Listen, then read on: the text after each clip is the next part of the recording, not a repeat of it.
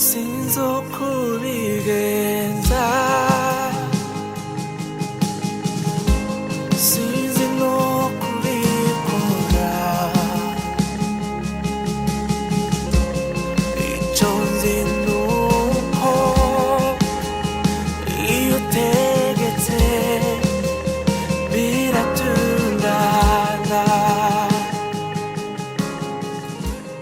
Alleluia, Alleluia. Nongeye kubasuhuza bene data mu izina ry'Umwami wacu Yesu Kristo. Ni Pastor Dr. GAKWAYA Emmanuel. Barugarutse kugira ngo tuganire ku ijambo riri mu mubwiriza igice cya 12 murongo wa 13 uvuga ngo iyi niyo ndunduro y'ijambo byose byarumviswe. Wubahe Imana kandi ukomeze amategeko yayo, kuko ibyo ari byo bikwiriye umuntu wese. Amen.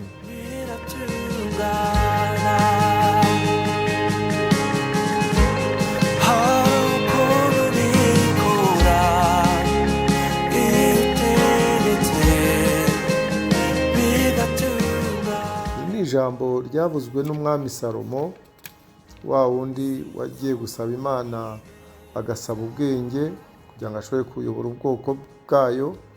Imana kandi biramushima kuko yasabye neza, gusaba ubwenge aho gusaba iby'ubutunzi n'ibindi, kandi Imana yamuhaye byose, yamuhaye ubwenge bwo kuyobora Abisirayeli, kandi muha n'ibindi byose, mu butunzi bwinshi cyane kuko yasabye Imana neza.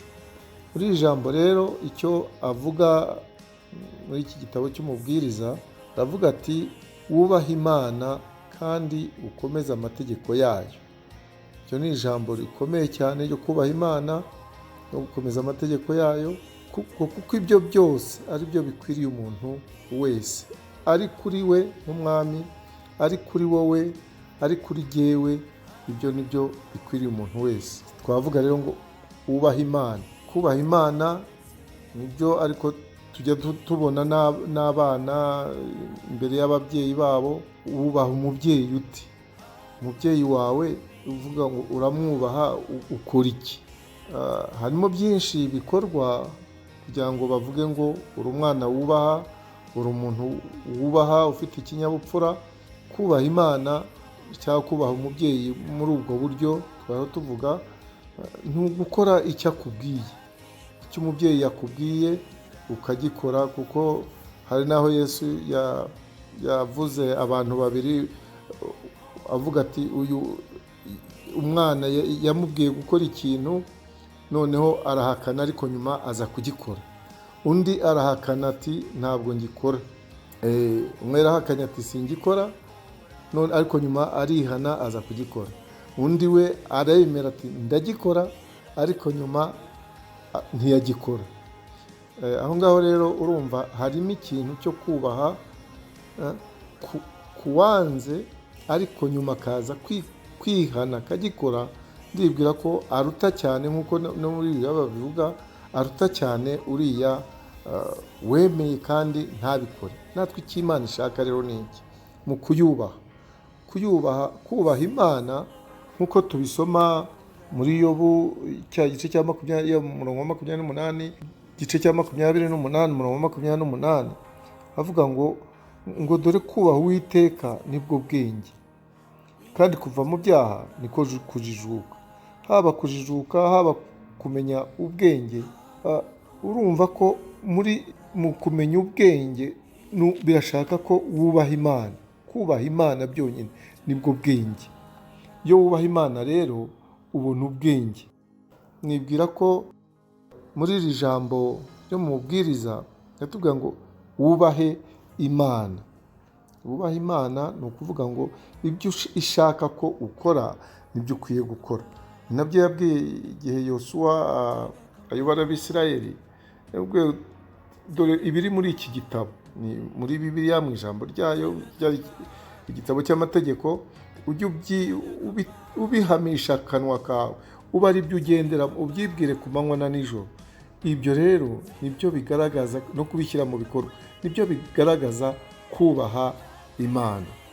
kubaha Imana niko kubaha n'amategeko yayo, ukayakomeza mbese ukayakurikiza. Ufite amategeko abiri Yesu yatanze byo gukunda Imana n'umutima wacu wose, n'ubwenge bwacu bwose, n'imbaraga zacu zose, n'ubugingo bwacu bwose, ndetse tugakunda na bagenzi bacu. Ngo ya mategeko yose uko yari mu isezerano rya kera, uko arenga 600 n'andi na 13, ngira ngo nibwira ko ayo mategeko abiri turamutse tuyakurikije, tugakunda Imana, tugakunda na bagenzi bacu, twaba turiho twubaha Imana. Kuko kubaha Imana ni ugukora icyo Imana yatubwiye, ikidusaba, ari nacyo dusanga muri Bibiliya iyo tuyisomye. Kubaha Imana rero niryo shingiro ry'ubwenge kandi n'ishingiro ry'ubuzima bufite intego, kuko iyo ugendeye mu ijambo ry'Imana riba rifite aho rikwerekeza, ugenda urushaho gusa na Kristo, bufite ubuzima bufite intego, rufite icyo bugomba kuzageraho, ari cyo bugingo buhoraho, kuko ubaho uyoborwa n'Imana. Nanone muri ririya jambo ngo kandi ukomeze amategeko yayo. Gukomeza amategeko yayo ni ugukurikiza amagambo Imana itubwira cyangwa Yesu yatubwiye, kuko nicyo kimenyetso cy'urukundo tuba dufitiye umwami wacu, cyo gukurikiza ibyo adushakaho. Kuko umwami cyangwa n'umukuru mu buyobozi yavuze ati iki kintu cyakorwa gutya, kiba kimeze nk'itegeko, kiba ari itegeko. Ni ukuvuga rero ngo natwe mu kubaha Imana no gukurikiza amategeko, birashaka ko dukora ibyo Imana itubwira, kuko niko kubaha Imana, kandi nibyo bikwiriye buri wese waremwe mu ishusho ryayo, kuko nicyo yaturemeye. Hari icyo Imana yaturemeye, hari impamvu yaturemye ukwiye kumenya kugira ngo ushobore kugera ku ntego y'ubuzima bwawe. Icyo gihe rero nugera ku ntego y'ubuzima bwawe, uzaba wubashye Imana kandi uzaba wafashije na bagenzi bawe mu buryo bwose, kugira ngo nabo bashobore kugera ku ntego Imana yabaremeye.